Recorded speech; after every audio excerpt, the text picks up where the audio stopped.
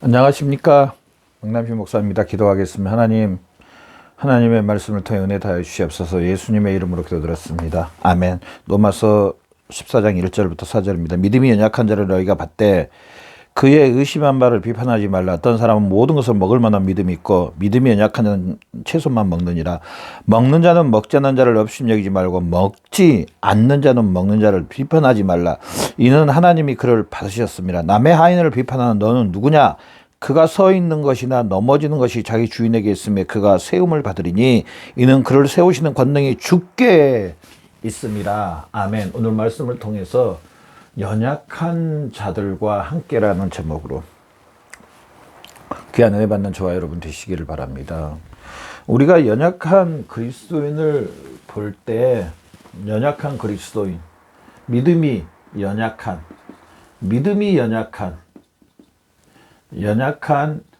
그리스도인. 제가 앞 시간에 믿음이 연약한 그리스도인이 어떤 사람들인가에 대해서 제가 말씀을 드렸는데요. 믿음이 연약한 그리스도인을 볼 때 또 이 사람들과 함께 할 때 어떻게 해야 되는가? 우리 믿음이 큰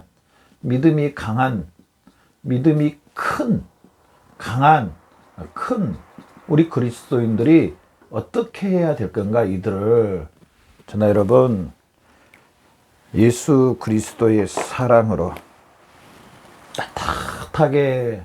따뜻하게 영접해주고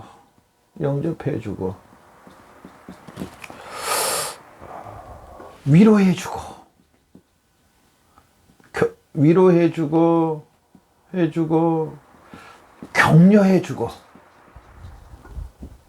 격려해주고 보살펴주고 세워주고 깊은 관심을 가져줘야 된다는 사실입니다. 왜냐? 우리는 다 예수 그리스도의 지체입니다. 예수님이 머리요.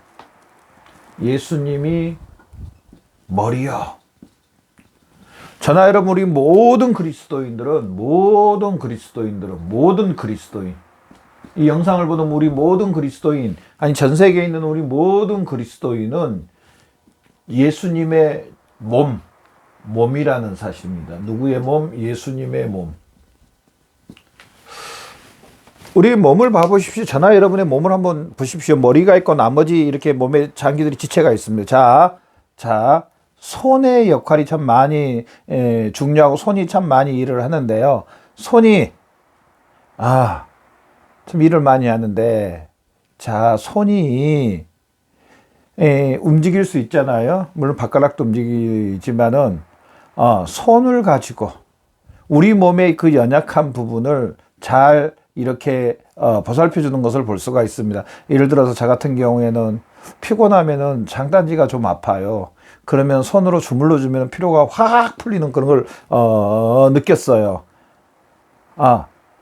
손으로 저의 그 근육들을 좀 풀어주면은 피곤이 싹 가시는 그런 걸 느꼈는데, 우리 몸에 그 지체가 수술은 할 수 없는 그런 지체들이 있습니다. 분명히 있습니다. 그러면은 다른 지체가 그 부분을 도와주는 겁니다. 도와주고 위로해주고 격려해주고 보살펴주고 세워주고 깊은 관심을 갖는 겁니다. 관심을 가져주고. 가정에서도 마찬가지입니다. 가정에서도 보살펴주고 격려해주고 위로해주고 세워주고 안아주고. 제가 아시는 어떤 분은요, 가정에서요 무조건 지시하고 무조건 혼내고, 참 삭막하더라고요. 물론 권면해주고 또 지시하고 또 혼내고 이런 거는 있긴 있어야 됩니다. 분명히 있어야 됩니다. 그런데 100이라면은요 거의 90 이상을 이렇게 해버려요. 그러니까 어떤 현상이 일어난 걸 봤냐면은요, 별로 가족끼리 이야기 안 해요.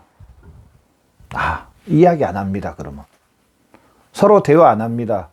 고민들, 또 나의 그 하고 싶은 것들 이야기 안 합니다. 말해봤자 혼나니까 말해봤자. 그런 것보다는요, 물론 혼내고 권면해주고 세워주고 그런 건 분명히 있어야 됩니다. 그럼에도 불구하고 그 비율이 있잖아요. 100이라면은 그걸 적당히 나눠서 분배해서 그걸 조화롭게 하는 사람이 지혜로운 사람입니다. 나는 무조건 고닥 해가지고 나는 위치에 있으니까 무조건 잘못한 것을 지적하고 혼내는 거. 물론 그렇게 해야 됩니다. 그래야 책임감 쓴 거 저 인정합니다. 그럼에도 불구하고요. 또 위로와 격려와 사랑과 이것도 또한 함께 가야 된다는 겁니다. 우리 연약한 그리스도인을 볼 때 우리가 판단하고 비판하고 이들을 무시하고 이런 것을 우리 지체들이 그리스도를 머리로 모시고 있는 우리 서로 그리스도의 몸이 지체들이 하는 일은 사실은 아닙니다. 누가 그렇게 하냐면은요, 주인이, 하나님이 저나 여러분을 예수 그리스도 핏값을 주고 사셨다 그랬잖아요. 하나님이, 예수님이, 물론 우리가 사랑하는 마음으로 세워주고 격려해주고 또 지시해주고 그런 건 있어야 됩니다. 분명히 있어야 되는 건 맞습니다. 그러나 정말로 우리 그리스도인들은 서로 격려해주고 위로해주고 보살펴주고 따뜻하게 감싸주고, 믿음이 연약한 그리스도인들을 볼 때 우리가 판단하고 뭐 그런 것보다는 우리 서로 예수님의 몸으로서 보살펴주고 격려해주고. 우리 그러잖아요. 어디 상처가 나면 손이 약을 그 상처 부분에 싹 발라주잖아요. 너 왜 이리 다쳤어? 너 다쳤으니까 너 스스로 혼나야 돼. 이것보다는, 물론 너 조심히 안 했으니까 그렇게 하는 것은 맞기는 맞지만, 그럼에도 불구하고 약도 발라주고 다음에는 조심히 해야 된다. 그런데 가면 가지 말아야 된다. 위로해주고 격려해주고. 그래서 우리 그리스도인들은요, 두 번째로 이렇게 보살펴 줄 뿐 아니라, 두 번째는 우리 그리스도인들은요, 서로 뭘 비슷한 말이면 서로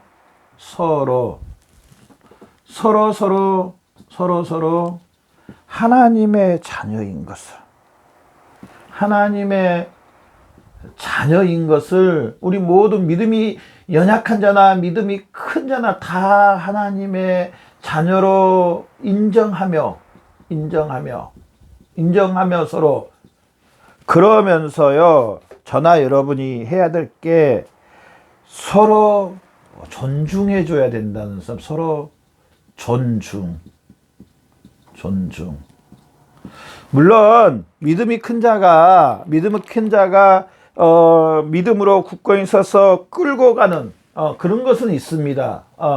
뭔 일을 하려면은 분명히 리더자가 있어야 되는 게 맞습니다. 리더자가 있어야 되고요. 이끌어가는 사람이 있어야 됩니다. 또 지혜로운 사람이 리더자가 돼서 잘 이끌어가야 되는 것은 있습니다. 저는 지금 이걸 이야기한 거 아니라 서로 존중하자. 서로 존중해야 된다. 그리스도 하나님의 하나님의 자녀로서, 하나님을 아버지로 모시고 있는 자녀로서 서로 존중해야 된다는 사실입니다. 믿음이 연약한 자도, 믿음이 연약한 자라고 해서 무시하고 천대하고 버리라는 게 아니고, 그 인격 자체를 존중해 줘야 된다. 하나님의 자녀로서 존중해 줘야 된다는 사실입니다. 저 이야기 좀만 할게요. 저희 아버님이 중학교 1학년 때 돌아가셨어요. 그러니까 14살쯤 됐나요? 예. 그런데 돌아가셨는데, 저 위에 누나들과 형님들이 5분이 계세요. 그런데 저하고 저 밑에 여동생하고 또 한 3살 차이가 나는데, 3살 차이가 나는데, 아버님이 빨리 돌아가시니까 우리 큰형님부터 시작해서 큰 누나, 우리 5명의 그 위에 사람들이 이 동생들, 둘이는 너무 어리니까 이 동생들에 대해서 무한 책임의식을 갖는 거예요. 정말 무한 책임의식을. 마치 아버지와 엄마의 역할을 감당을 해주는 거예요.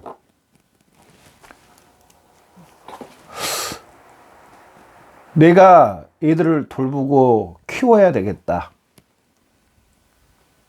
물론 어머니도 계셨지만은 그 5명의 그 위에 분들이 그 2명의 동생을 위해서 무한 책임의식을 느낀 것을 제가 그때 알게 됐는데요. 이렇게 우리 그리스도인들은요, 연약한 형제들을 도와주고 섬겨주고 존중해주고 이끌어가는 겁니다. 때로는 무한 책임의식을 가져야 된다는 사실이에요. 책임의식. 연약한 그리스도인들을 위해서.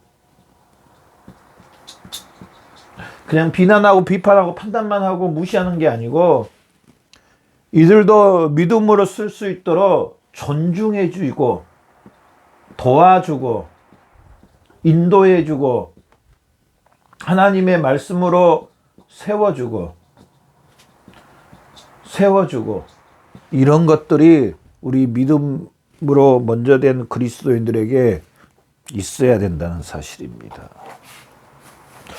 저도 이 말씀을 준비하면서 가만히 뒤돌아보니까 판단만 했지, 믿음이 연약한 자들을 판단만 하고 마음만 아파했지, 정말 이들을 세워주고 존중해주고 격려해주고 위로해주고 사랑해주고, 그거는 참 부족했구나. 다시 한번 이렇게 말씀을 통해서 깨닫습니다. 여러분은 어떠세요?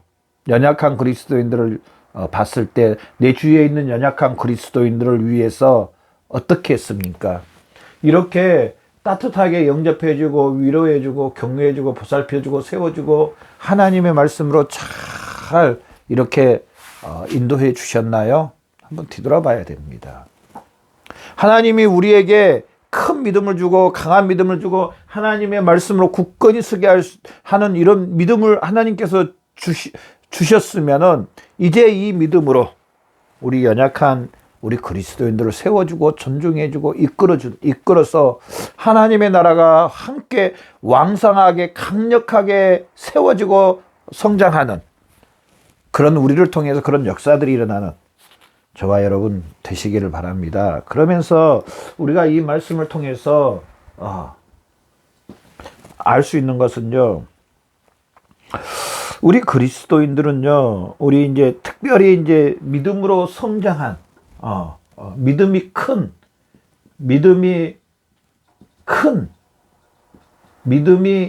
강한 우리 그리스도인들은 믿음이 약한 자들을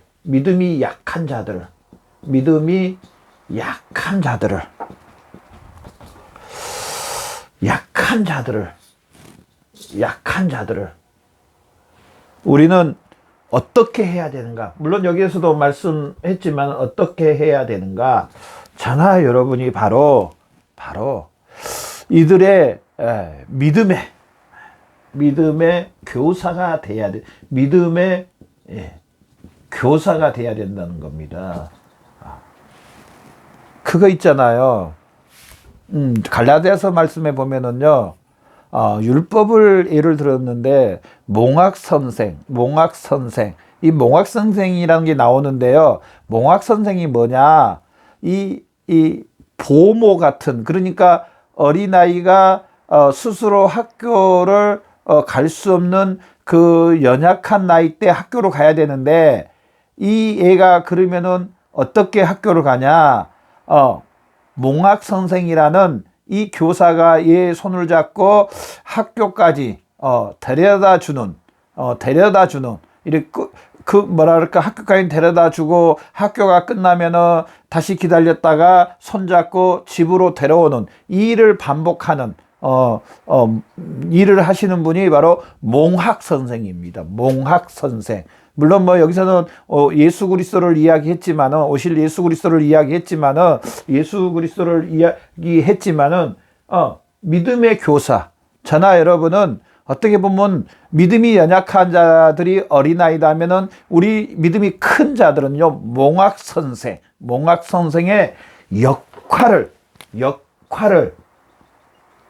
감당해야 된다는 사실입니다. 역할을 감당해야 된다. 믿음이 연약한 자들을 인도하는 이 몽학 선생의 역할을 감당해야 된다. 자, 그렇다면은요, 이 믿음이 연약한 자를 인도하는 이 교사, 몽학 선생이 되려면은 어떻게 해야 되는가? 이 몇 가지만 보고 이 말씀 마치겠습니다. 자, 믿음이 연약한 자를 세워주려면은요, 우리는 분명히 믿음이 약한 자들의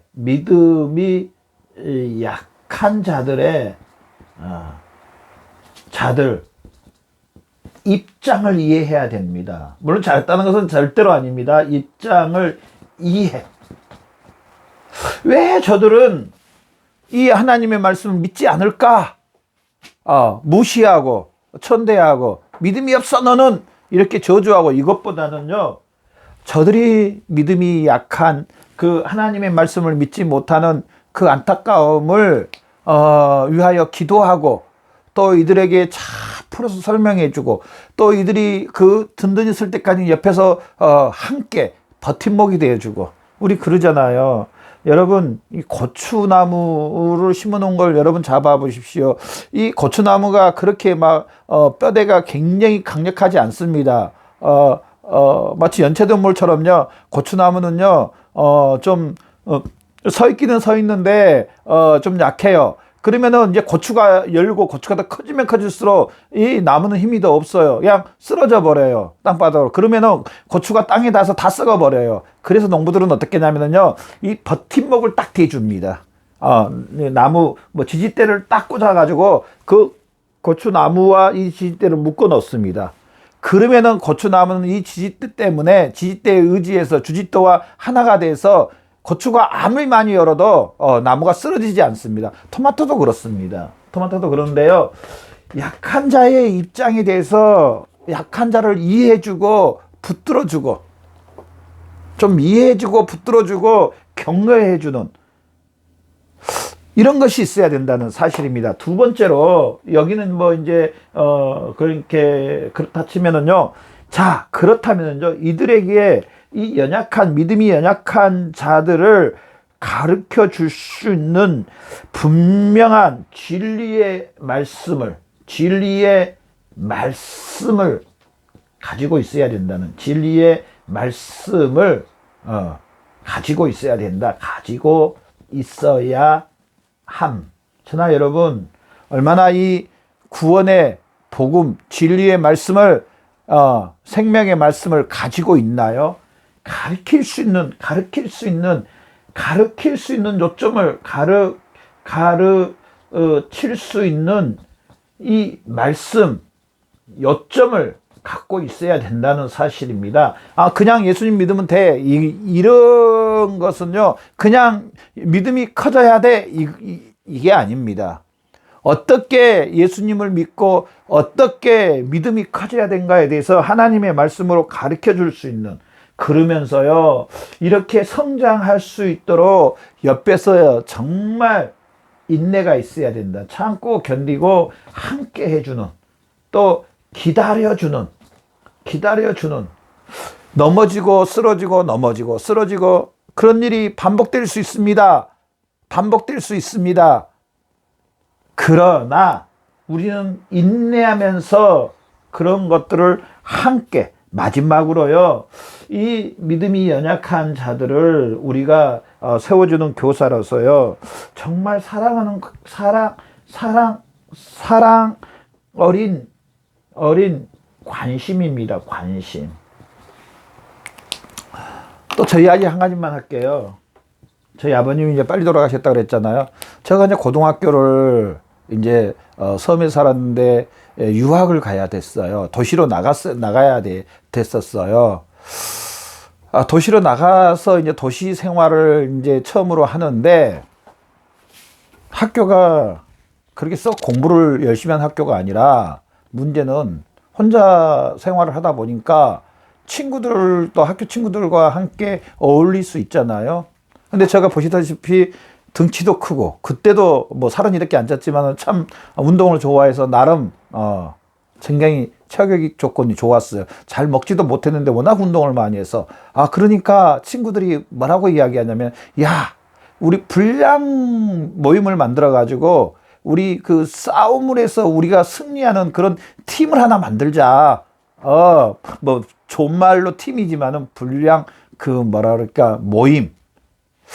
그런데 저도 그래 뭐 외로운데 뭐 잘됐다 생각했는데 한번 뭘 생각을 딱 했냐면 어느 날 물론 하나님께서 지켜주셨지만은 나의 그 5명의 누나들과 형님들이 나에게 이렇게 관심을 많이 가져주고 나를 이렇게 사랑해 줬는데 내가 과연 여기서 탈선해서 학교도 제대로 안 다니고 이런 나쁜 모임에 들어가서 나쁜 일을 하면은 형님 누나들이 얼마나 마음이 아플까. 그렇게 사랑을 많이 받았는데 사랑을 받고 있는데 그래서 제가 친구들한테 싫다. 나는 그 모임에 들어가지 않겠다. 그래서 학교를 잘 마치게 됐는데요. 만약에 제가 그때 그 생각을 안 했으면은요. 아마 학교를 제대로 못 다녔을 것 같아요. 지금 생각해 보니까. 다닐 이유가 없었을 것 같아요. 바로 뭐냐? 제가 뭘 이야기하냐면요. 사랑 어린 관심입니다. 사랑 어린 관심. 우리 믿음에 연약한 우리 심령들을 보면은 예수 그리스도의 사랑으로 사랑해 줘야 됩니다. 무조건 지적하고 혼내는 것도 있어야 되지만은 주의 사랑으로 나도 하나님의 사랑을 받았지 않습니까? 나도 예수 그리스도의 사랑을 받았지 않습니까? 저나 여러분, 우리 다 하나님의 사랑을 받은 사람들입니다. 우리가 처음부터 믿음이 이렇게 컸습니까? 처음부터 믿음이 강했습니까, 여러분? 아닙니다. 하나님께서 이 믿음도 주셨고요. 물론 저나 여러분이 하나님의 말씀에 순종하면서 또 하나님의 진리의 말씀을 따라가면서 하나님께서 이렇게 믿음을 크게 해주시고 열매를 맺게 주신 건 분명히 여러분의 수고와 노력도 있습니다. 근데 저는 뭐 그걸 무시하면서 말하는 것은 아니고 원초적으로는 하나님께서 우리를 구원해 주시고 우리에게 은혜를 베풀으시다. 지금 이걸 이야기하는 거예요. 오해하고 듣지 마십시오. 이걸 이야기하면 우리 사랑을 받은 저나 여러분, 우리도 이 사랑을 믿음이 연약한 우리 형제 자매들을 위해서 베풀어주는, 격려해주고 위로해주는 저와 여러분 되셔서 이 믿음이 연약한 심령들을 잘 붙들어줘서 그들도 믿음으로 성장해서 우리 함께 하나님 나라가 확장돼 가서 함께 하나님의 일을 감당하는 저와 여러분의 삶이 되시기를 바랍니다. 기도하겠습니다. 하나님 아버지 감사합니다. 오늘도 귀한 말씀 주셔서 감사합니다. 믿음이 연약한 우리를 통해서 아버지 하나님 그들의 믿음이 강건해지고 열매 맺는 신앙이 되어서 아버지 하나님 그들도 함께 우리와 함께 하나님의 나라 확장을 위해 사용되는 귀한 심령들 되게 해주시옵소서. 감사하며 예수님의 이름으로 기도드렸습니다. 아멘.